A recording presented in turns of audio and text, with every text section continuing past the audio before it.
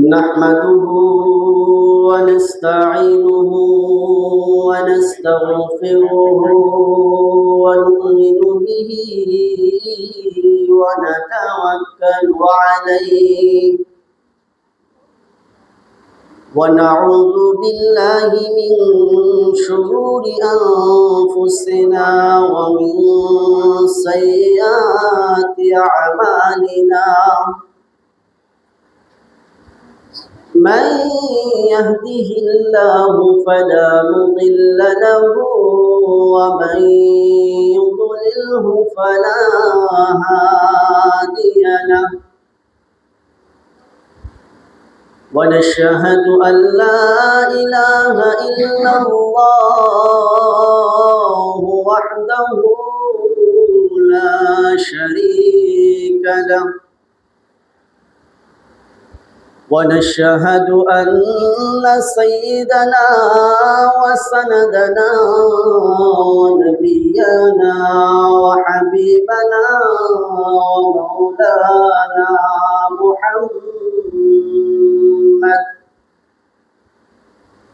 محمدا عبد الله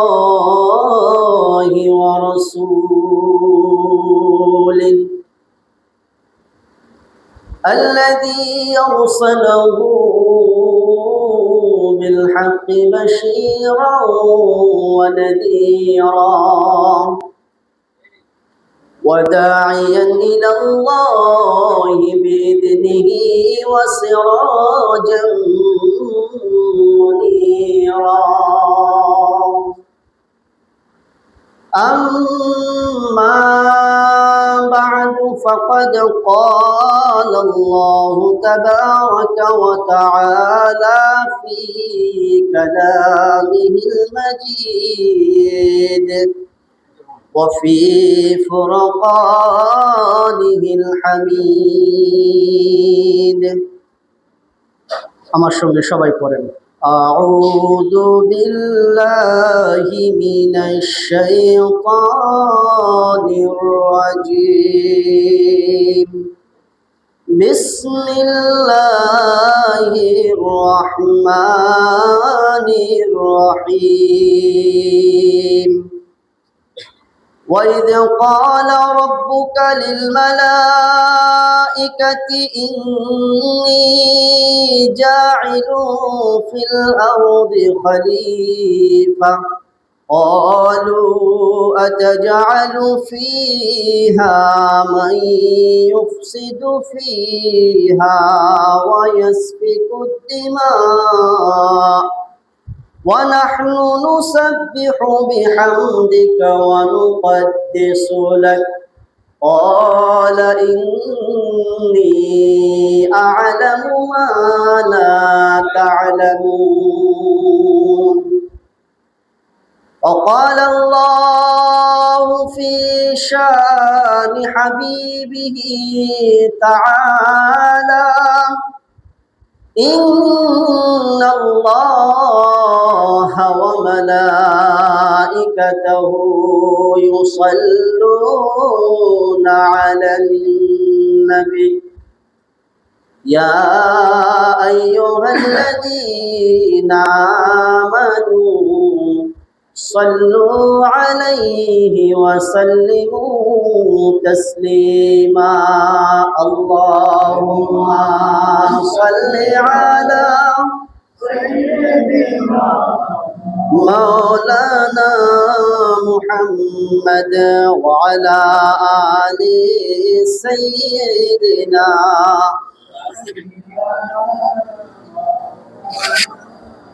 محمد اللهم صل على سيدنا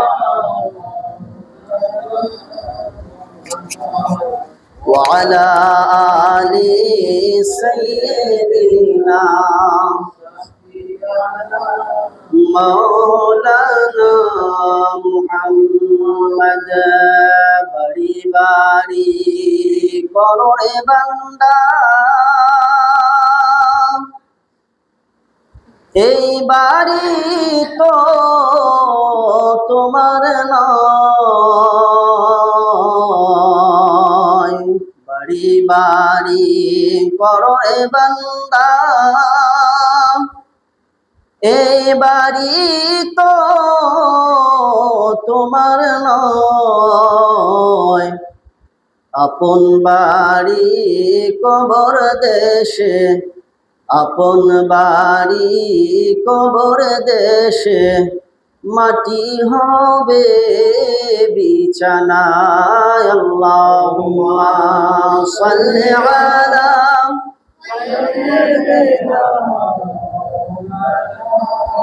মুহাম্মদ ওয়া আলা আলি সাইয়্যিদিনা।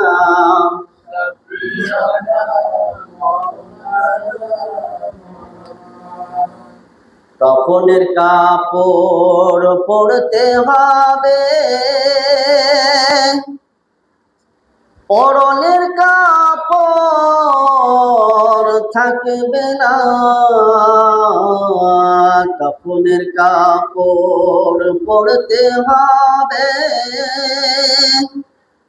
পরনের কাপড় থাকবে না। ধনী বল গরিবে বল, ধনী বল গরিবে বল, আজরাইল কাউকে ছাড়বে না। আল্লাহুম্মা সাল্লি আলা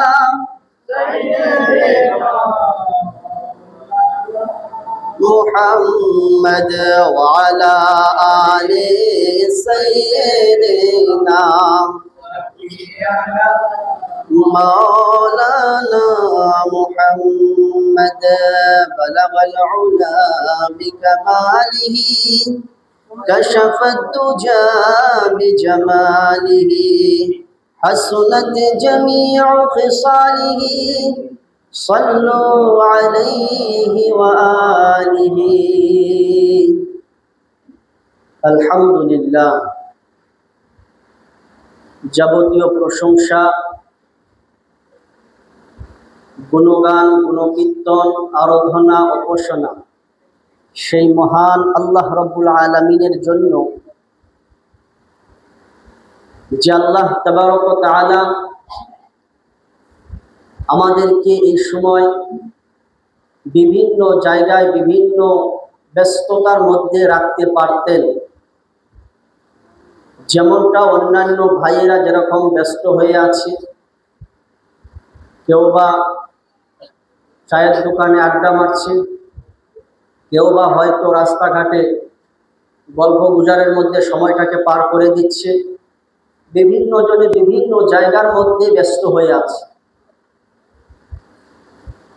আর আল্লাহ পাক আমাকে আপনাকে পছন্দ করেছেন বলে এই সুন্দর একটা দ্বীনি মজলিসের মধ্যে বসার তৌফিক দিয়েছে। আর শুধু তৌফিকে দেয় নাই, এই দ্বীনি মজলিসে বসে কিছু দিনের কথা বলা এবং শোনা তৌফিক দিয়েছে। আল্লাহ রাসূল সাল্লাল্লাহু আলাইহি ওয়াসাল্লামের হাদিস, যদি কোনো একটা মানুষ কিছু সময় আল্লাহ এবং আল্লাহ রসুলের কথাকে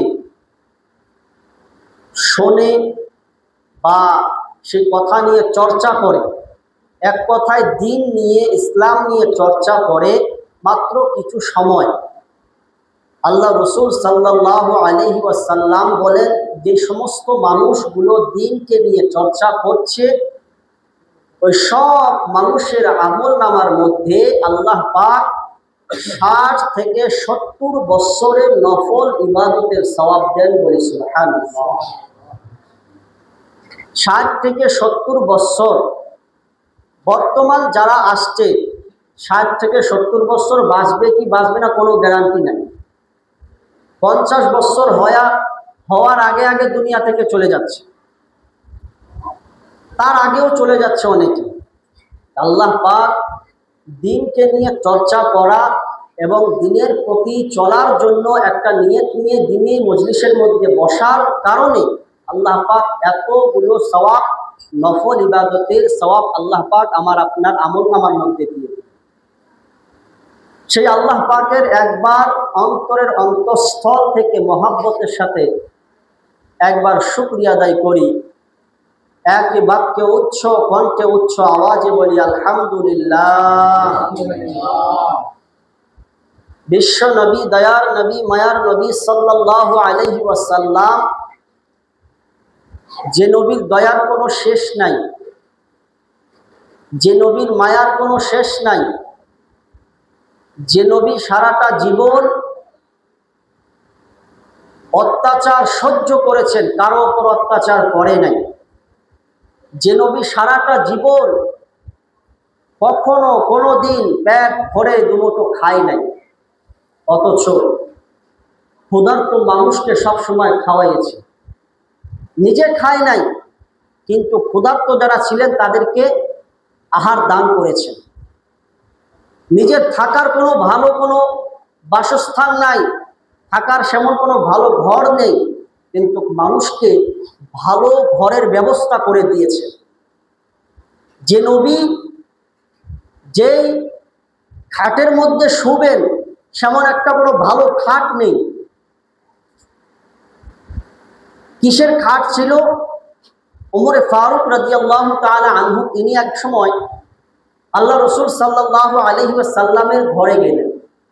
গিয়ে দেখছেন আল্লাহ রসুল তিনি ঘরে বিছানার মধ্যে শুয়ে রয়েছেন, আর ওনার পিঠের মধ্যে খাটটা ছিল এমন খাট, খেজুরের পাতা দিয়ে এই যে বনেছেন, এটা তো বেশ সুন্দর স্পেশাল আছে। ওই সময় তো এরকম কোনো আধুনিক কোনো ব্যবস্থা ছিল না যে এরকম কোনো স্পেশাল করবে, এরকমভাবে পেয়েছে বানিয়েছে। শুধু থাকাটা থাকতে পারলে হলে এরকম শুধু ব্যবস্থা করেছে।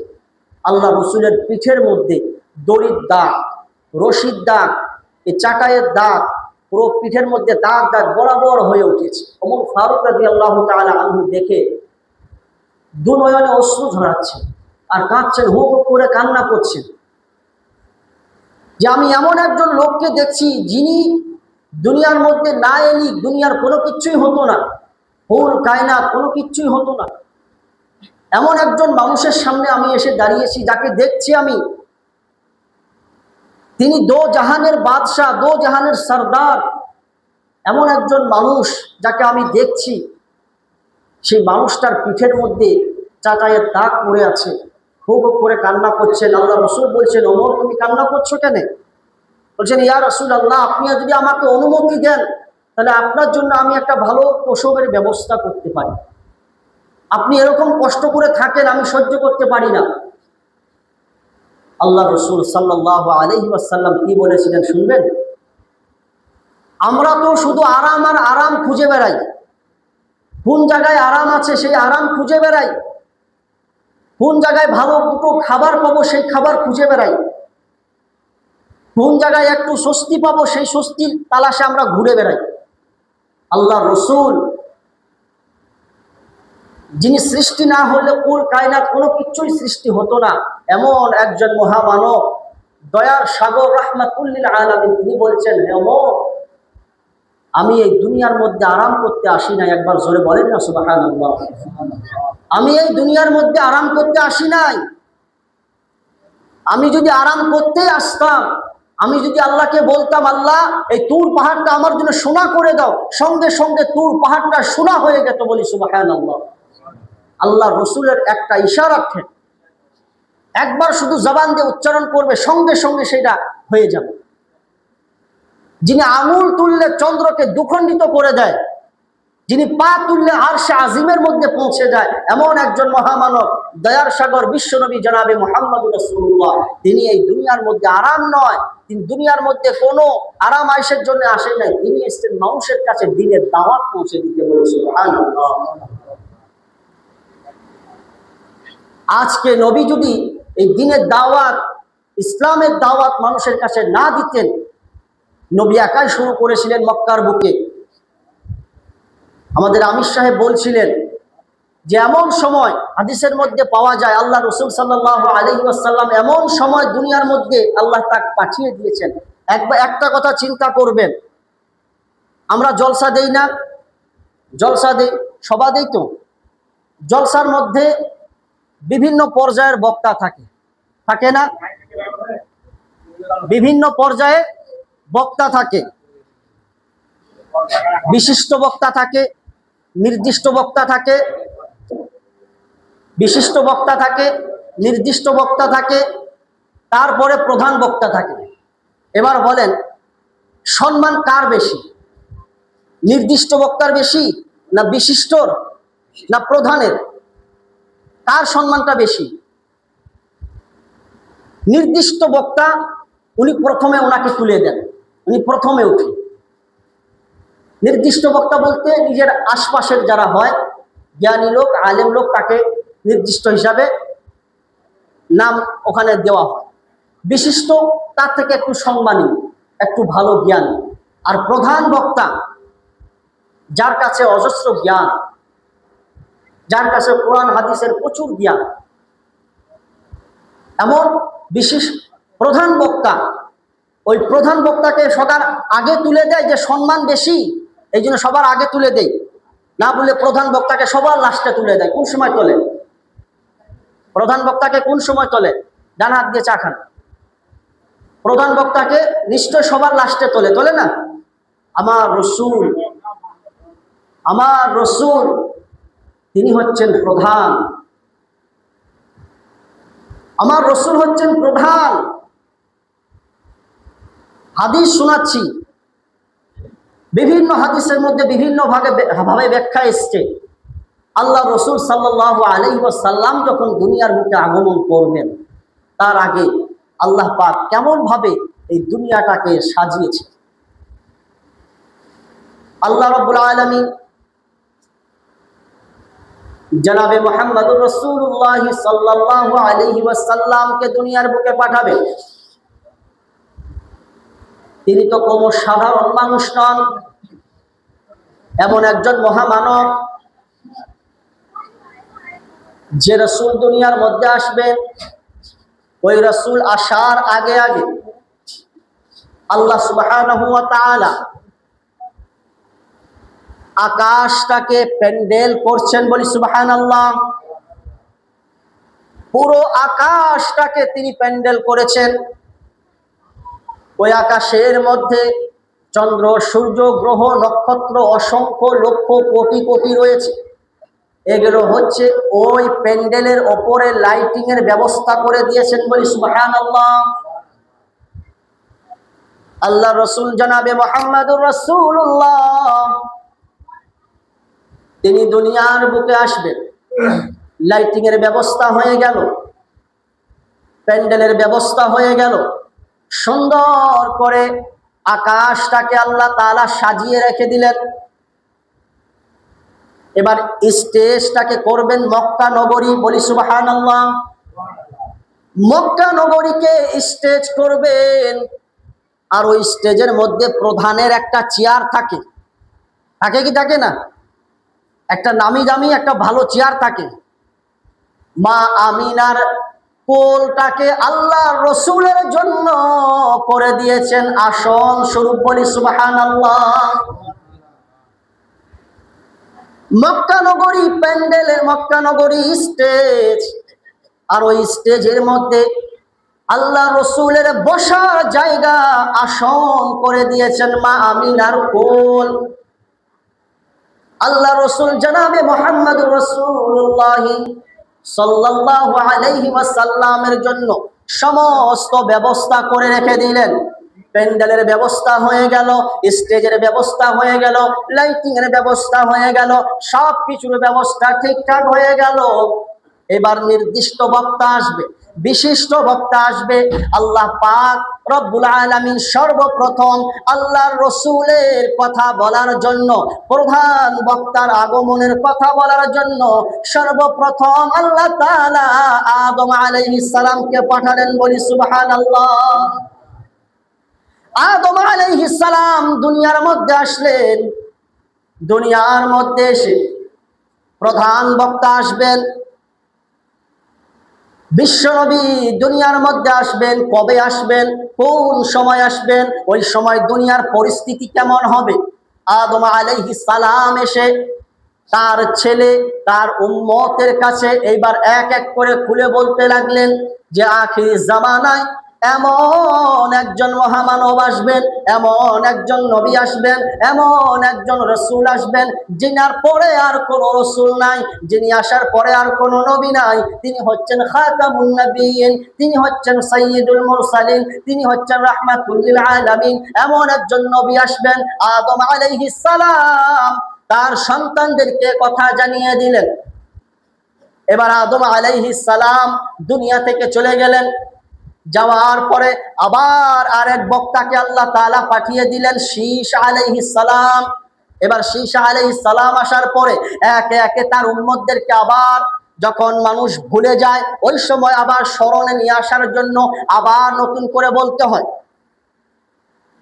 শীস আলাইহিস সালাম এসে প্রধান বক্তা অর্থাৎ বিশ্ব নবী আসবেন দুনিয়ার মধ্যে, তার উম্মতের কাছে জানিয়ে দিলেন। এরকম করে আস্তে আস্তে বিশিষ্ট বক্তা ইব্রাহিম আলাইহিস সালাম আসলেন। ইব্রাহিম আলাইহিস সালাম আসার পরে সকলকে জানিয়ে দিলেন, তার উম্মতদেরকে জানিয়ে দিলেন এমন একজন নবী আসবেন যে নবী হচ্ছেন মহামানব, যে নবী হচ্ছেন চূড়ান্ত নবী, যেই নবী হচ্ছেন শেষ নবী, যেই নবী হচ্ছেন আখিরি নবী। ওই নবীর পরে আর কোনো নবী নাই, ওই নবীর পরে আর কোনো রসুল নাই। ওই নবী আসার পরে দুনিয়ায় নবীর দরজা একবারে বন্ধ হয়ে যাবে, এমন একজন নবী আসবেন। ইব্রাহিম আলাইহিস সালাম তার উম্মতদেরকে জানিয়ে দিলেন। এবার একে একে সবার মাথার মধ্যে রয়েছে, ইহুদি যারা তারাও জানে একজন বিশ্ব নবী আসবেন, একজন আখিরি নবী আসবেন, ওই নবীর পরে আর কোনো নবী আসবে না, এটা ইহুদিরাও জানে। এবার আস্তে আস্তে নবী এক এক করে সবাই যখন চলে গেল, এবার আস্তে আস্তে হযরত ঈসা আলাইহিস সালামের পালা। এবার ঈসা আলাইহিস সালাম এলেন। আসার পরে ঈসা আলাইহিস সালাম ও তার উম্মতদেরকে বলে দিলেন, আমার পরে আরেকজন নবী আসবেন, উনি হচ্ছেন শেষ নবী, শেষ পয়গম্বর, শেষ রাসূল, তারপরে আর কোনো নবী রাসূল আসবে না। এবার ঈসা আলাইহিস সালাম তার উম্মতদেরকেও জানিয়ে দিলেন। উম্মতেরা সবাই জেনে গেল একজন বিশ্ব নবী, একজন আখিরি নবী আসবেন, যে নবী হচ্ছেন যার চেহারা দেখলে মানুষ মনে শান্তি পাবে, এমন একজন নবী আসবেন। ঈসা আলাইহিস সালাম জানিয়ে দিলেন। এবার ঈসা আলাইহিস সালামকে যখন আল্লাহ তাআলা তুলে নিলেন, তিনি মারা যান নাই, আল্লাহ পাক তাকে তুলে নিয়েছেন, তিনি আবার দুনিয়ার জমিনে আসবেন। ঈসা আলাইহিস সালামকে যখন তুলে নিলেন, নেওয়ার পরে আল্লাহর রসুল আসা অবধি, ঈসা আলাইহিস সালাম থেকে নিয়ে আমাদের নবী আসা অবধি প্রায় 553 বছর, প্রায় 573 বছর, প্রায় 600 বছরের কাছাকাছি। এই 600 বছর কাছাকাছি কোনো নবী রাসূল আর আসে নাই। এবার ভাবেন, জুমার দিনে নামাজের কথা বলা হয়, যখন বয়ান করা হয় তখন মানুষের মন একটু নরম হয়।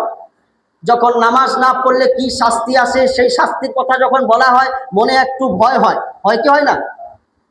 ঠিক ওই রকম নবীর জামানায় নবী যখন উম্মতের কাছে আল্লাহ পাকের কথা যখন জানিয়ে দেয়, যখন উম্মতের কাছে আল্লাহ পাকের কথা যখন বলে, উম্মতরা ওই সময় ভয় করে, তার অন্তরের মধ্যে একটু ভয় হয়। আবার যখন কিছুদিন যাওয়ার পর ওই কথা আবার ভুলে যায়, তখন আবার আগের মতোই হয়ে যায়। এরকম আবার বারবার তাকে ওই কথা স্মরণে নিয়ে আসতে হয়।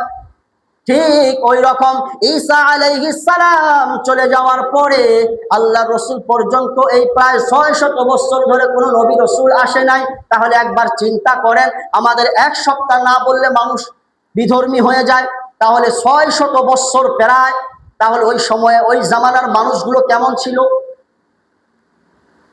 হাদিসের মধ্যে পাওয়া যায় আল্লাহ রসুল সাল্লাল্লাহু আলাইহি ওয়াসাল্লাম আসার আগে আগে অথবা আল্লাহ রসুল আসার পরেও কোনো মহিলা যদি রাস্তা দিয়ে যেতেন, ওই মহিলাটা যদি গর্ভবতী হতো, তার পেটে বাচ্চা আছে, এবার কয়েকজন যুবক বা মানুষ লোক দাঁড়িয়ে আছে, কেউ বলছে ওই মহিলার পেটে ছেলে সন্তান আছে, আবার কেউ বলছে না না মেয়ে সন্তান আছে। এবার এ বলছে ছেলে, ও বলছে মেয়ে, তখন কি করে চলো দেখা যাক কি আছে। তখন মেয়েটাকে ধরে নিয়ে আসা হয়, আর ওই মেয়েটাকে জ্যান্ত মেয়ে, তার পেটটাকে ছিঁড়ে দেওয়া হয়, বলি নাউযুবিল্লাহ। তাহলে ভাবেন কি জামানা, পেটটাকে ছিঁড়ে দিল, জ্যান্ত মহিলা জ্যান্ত মানুষ, পেটটাকে ছিঁড়ে দিয়ে দেখে ওই পেটের মধ্যে কি রয়েছে, ছেলে না মেয়ে। ওই জামানার মধ্যে আল্লাহ রসুলকে পাঠিয়েছেন। একবার চিন্তা করেন আল্লাহ রসুলের ওপর কি নাই অত্যাচারটা হয়েছিল। আবার রাস্তা দিয়ে মহিলা যাচ্ছে, এমন জাহিলিয়াতের যুগ, জিনা করা, খারাপ কাজ করার ইচ্ছা করছে, রাস্তা দিয়ে মহিলা যাচ্ছে, দেখছে না মহিলাটাকে বোন না মা না বউ না কি, কোনো কিচ্ছুই দেখছে না, মন চেয়েছে বাস জিনা করে নিল, কিচ্ছুই দেখছে না। এমন একটা জাহিলি যুগ ছিল। বন্ধুরে, আল্লাহ রসুল সাল্লাল্লাহু আলাইহি ওয়াসাল্লাম আসার পরেও তিনি নবুয়ত পান নাই। তার আগে কাবা ঘরকে তাওয়াফ করা হয়েছিল উলঙ্গ হয়ে কাবা ঘর তাওয়াফ করেছিল। তাহলে ভেবেছেন যে উলঙ্গ হয়ে কাবা ঘর তাওয়াফ করছে, ওই সময়ের মানুষ না ভালো না মন্দ কোনো কিচ্ছুই দেখতো না, যা আসবে সামনে তাই করব। তাহলে ওই সময়ের মানুষকে আপনি দিনের দাওয়াত দিতে যাবেন, আপনাকে কি এক কথায় সে আপনার কথা কবুল করে নেবে? আজকে আমরা মুসলমান, এক মুসলমান হয়ে আরেক মুসলমানের কাছে যখন কেউ নিয়ে দাওয়াতের কথা দেয়, নামাজের কথা, ভাই নামাজ কেন পড়ো না, নামাজ প্রধান হুকুম, কিয়ামতের মাঠে সর্বপ্রথম নামাজের হিসাব হবে, তুমি নামাজ কেন পড়ো না? মুসলমান, তাকে যদি এই কথা বলা হয়, সে বলে যে আমার কবরে আমি যাব, তোমার কবরে তুমি যাবে, তুমি তোমারটা নিয়ে থাকো না, আমারটা আমি দেখে নেব, বলে কি বলে না? সে মুসলমান হয়ে এই কথা বলছে, তাহলে অমুসলিম ছিল, ইহুদি ছিল ওরা। আল্লাহ রসুল যদি বলেছে যে এক আল্লাহকে মেনে নাও, এক আল্লাহ ইবাদত করো, ওই আল্লাহ ছাড়া দ্বিতীয় কোনো আর ইলাহ নাই, কোনো মাবুদ নাই, তাহলে এবার ভাবেন এক কথা বলার সঙ্গে সঙ্গে দিন কবুল করে নিয়েছে। আল্লাহ রসুলকে পাথর মেরেছে, আল্লাহ রসুলের শরীর থেকে রক্ত ঝরিয়ে, জুতা পরেছিল, জুতা পায়ে ছিল, রক্ত সারা শরীর থেকে বার হয়ে হয়ে জুতা জমাট হয়ে গিয়েছিল, পা জুতা থেকে খুলছিল না। আস্তাগফিরুল্লাহ, এমন করে দিয়েছিল আল্লাহ রসুল। উহুদের জমিনে আল্লাহ রসুলের দাঁতকে ফেলে দেওয়া হয়েছিল মেরে, মাথার লোহার টুপি মেরে মাথার ভিতরে ঢুকিয়ে দেওয়া হয়েছিল। দিন এমনি এমনি এসছে ভেবেছেন? সাহাবারা, যার ঘোড়ার মুখ যেদিকে ছিল, ছুটে গিয়েছে দিনকে প্রচার করার জন্য, তাবলীগ করার জন্য বার হয়ে গিয়েছে, যে যেদিকে গিয়েছে। এই জন্য তো আমরা শুনি কোন সাহাবীর কবর অমুক দেশে, কোন সাহাবীর অমুক দেশে। ওই দেশে তো তারা জন্মগ্রহণ করেননি, তাদের বাড়ি তো মক্কা মদিনায়। তো অমুক অমুক দেশে কি করে গেলেন তারা? ওই দেশে তো তাদের জন্মভূমি নয়। এটা কিসের জন্য? সেখানে দ্বীনের দাওয়াত তাদের কাছে পৌঁছে দিতে গিয়েছে, গিয়ে ওখানে তার ইন্তেকাল হয়ে গেছে, সেখানে তার কবর হয়ে গিয়েছে। এই দিন আমরা এমনি এমনি পেয়েছি। কত সাহাবী নিজের স্ত্রীকে বিধবা করেছেন, কত সন্তানকে এতিম করেছেন, কত মায়ের কোল খালি করে দিয়েছেন, এরপরে এই দিন আমরা পেয়েছি আজকে। আর আজকে আমরা এই দিন পাওয়ার পরেও আমাদের একটু আফসোস হয় না, একটু আফসোসও হয় না যে দিন আমার কাছ থেকে কিভাবে মিটে যাচ্ছে না। আজকে দেখছেন না আপনার ঘরে আপনার সন্তান আপনার কথা শোনে না, আজকে দেখছেন না আপনার স্ত্রী আপনার কথা শুনছে না। কিসের জন্য? বাড়িতে দিন নাই। আর দিন থাকবে কি করে? সন্ধ্যা হয়ে গেল, সকাল হয়ে গেল, বা শুরু হয়ে গেল, টিভির সামনে বসে গেল, সিরিয়ালের সামনে বসে কি বসে না? নাটক, সিনেমা, সিরিয়াল, এই যে মাথার মধ্যে ঢুকিয়ে নিয়েছেন, সিরিয়াল দেখতে দেখতে মা বোন এমন হয়ে গিয়েছে, সিরিয়ালের মেয়েগুলো যেমন, মা বোনও তেমন হয়ে গিয়েছে। এই জন্য স্বামীকে স্বামী বলি কদর করে না, স্বামীকে স্বামী বলি মানে না, স্বামীর যে কি একটা সম্মান, কি একটা মর্যাদা, এই মর্যাদা দেয়। আপনি যদি বাড়িতে টিভিটা না নিয়ে আসতেন, আপনার সম্মান আপনি ঠিকই পেয়ে গেলেন। আপনি নিজে আপনার স্ত্রীকে খারাপ করেছেন, আপনি নিজে আপনার স্ত্রীকে খারাপ করেছেন। এই জন্য আপনার স্ত্রীকে ঠিক করার দায়িত্ব আপনার। আমরা মুসলমান, এক কথা আপনাকে চিন্তা করতে হবে, আমরা মুসলমান। এই দুনিয়া ছেড়ে মুসলমানকেও যেতে হবে, অমুসলিমকেও যেতে হবে। কেউ দুনিয়ার মধ্যে আজীবন কিয়ামত পর্যন্ত থাকতে আসে নাই। এই দুনিয়া তো শেষ হবে একদিন, দুনিয়া তো নিজেও থাকবে না, সবাইকে চলে যেতে হবে। এমন দেশে যাব যেই দেশের মধ্যে, যেই দেশ থেকে ফেরার কোনো চান্স নেই, বিনা পাসপোর্টে বিনা ভিসায় ওই দেশে যেতে। ভাই মহতরম দোস্ত বুজুর্গ, একবারও চিন্তা হয় না যে এমন নবী, যে নবী সর্বশ্রেষ্ঠ নবী, যে নবী সর্বশ্রেষ্ঠ নবী, ওই নবীর উম্মত, তাও আবার সর্বশ্রেষ্ঠ উম্মত আমরা। আল্লাহর কালাম, আল্লাহ বলছেন কুনতুম খায়রা উম্মাতিন উখরিজাত লিন-নাস। আল্লাহ রাব্বুল আলামিন বলছেন যে তোমরা হচ্ছ সর্বশ্রেষ্ঠ, তোমাদেরকে বানানো হয়েছে মানুষের কল্যাণের জন্য, মানুষের মঙ্গলের জন্য তোমাকে বানানো হয়েছে। এবার মানুষের মঙ্গলের জন্য আমাকে বানানো হয়েছে, আমি নিজের মঙ্গলে নিজে করতে পারছি না, তাহলে মানুষের মঙ্গলটা আমি কি করে করব? মঙ্গলটা কোন সময় হবে? যখন তা'মুরুনা বিল মা'রুফ, আমি যখন মানুষকে ভালো কাজের দাওয়াত করব, মানুষকে যখন ভালো কাজের আহ্বান করব, তখনই আমি উৎকৃষ্ট, সর্বশ্রেষ্ঠ, সব থেকে ভালো মানুষ এবং ভালো উম্মত হিসাবে আমি গণ্য হব। ওয়াতানহাউনা আনিল মুনকার, এবং বাজে কাজ, খারাপ কাজ থেকে যখন আমি মানুষকে বিরত রাখব, নিজেও খারাপ কাজ করব না, নিজেও বাজে কাজ করব না, মানুষকেও করতে দেব না। যদি আমি দেখতে পাচ্ছি কোনো মানুষ খারাপ কাজ করছে, আমার শক্তি থাকলে আমার শক্তি প্রয়োগ করে হলেও সেই খারাপ কাজটা থেকে বিরত রাখবো। যদি শক্তি না থাকে তাহলে জবানের দ্বারা তাকে বলবো যে না, এটা করা যাবে না, এটা ঠিক নয়, এটা আমাদের শরীয়ত সম্মত নয়, শরীয়ত এই হুকুম আদেশ দেয় না। যদি আমার জবানেও ওই ক্ষমতা না থাকে, তখন কি করতে হবে? ওই জায়গা থেকে আমাকে যেতে হবে, আর তাদের জন্য হিদায়াতের দোয়া করতে হবে, আর ওই খারাপ কাজটাকে অন্তর থেকে ঘৃণা করতে হবে। আমরা করি? এই তিনটের মধ্য থেকে আমরা কোনটা করি? কোনো একটা করি? আমরা কিছুই করি না। আমরা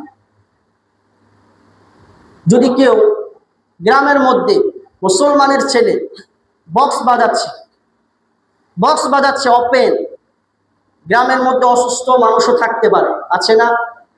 গ্রামের মধ্যে এমনও ছেলে মেয়ে আছে যারা পড়াশোনা করছে, করে না? প্রত্যেক ঘরে ঘরে করছে। গ্রামের মধ্যে এমনও আল্লাহওয়ালা মানুষ আছে যারা ইবাদত বন্দেগী করছে। আমি ওপেন বক্স বাজাচ্ছি, কারা বাজায়? আমার ছেলে, আমার নাতি, আমার জামাই, আমার ভাইপো, আমার ভাগনা, এরাই তো বাজায়। আমি গিয়ে বলি তাদেরকে যে না, এটা করো না, আমরা মুসলমান, এটা আমাদেরকে শরীয়ত সম্মত নয়, এটা শরীয়ত ইজাজত দেয় না। কখনো আমরা বলেছি? আমরা উল্টো কি করি? আরো চাঁদা দেই, আমরা নে আরো ভালো একটা নিয়ে আসবি। গত বছর যা হয়েছিল, এই বছর ভালো বক্স চাই, কিন্তু এই বছর বক্সের কানেকশন কিন্তু ভালো চাই। আগে দরকার পড়লে আরো 2-4 টাকা ভালো করে চাঁদা তুলে নাও, বলি কি বলি না? আল্লাহ রসুলের হাদিস। আমি এই যে টাকা, আমার পরিশ্রমের টাকা, আমার কষ্টের টাকা, মেহনতের টাকা, আমার হালাল টাকা, আমি হারাম রাস্তায় ব্যয় করলাম, ব্যয় করে এই যে হারাম রাস্তায় ব্যয় করলাম বলে আমি এই টাকাটা নিয়ে আমি জাহান্নামটাকে কিনে নিলাম, বলি না? আমরা কিছু মনে করি? ও অমুকের ছেলে অমুক জায়গায় বাজাচ্ছে, অমুক গ্রামে বাজছে, আমার গ্রামে বাজলে তা কি? এই যে আসছে সামনে জানুয়ারিতে মনে হয় সবাই ফেরেশতা হয়ে যায় না? সবাই মনে হয় ঘর থেকে কেউ বার হয় না জানুয়ারিতে। সবাই মনে হয় ঘরে থাকে, সব ছেলেগুলো, ঘর থেকে মনে হয় কেউ বার হয় না। অন্যান্য জায়গায় তো একদম ডিজে জেবিএল কত কিছু বক্স নেয় গাড়ির মধ্যে। এত বড় বড় ওষার গাড়ির চারোদিকে দেখছেন না কত বড় বক্স, চারোদিকে বক্স লাগিয়ে নিল, আবার বক্সে হয় না, আবার চারোদিকে বক্সের ফাঁকাফাঁকি আবার মাইক ঢুকে দিচ্ছে। বক্সের ওজনে গাড়ি মনে হয় নিজে উল্টে পড়ে যাবে।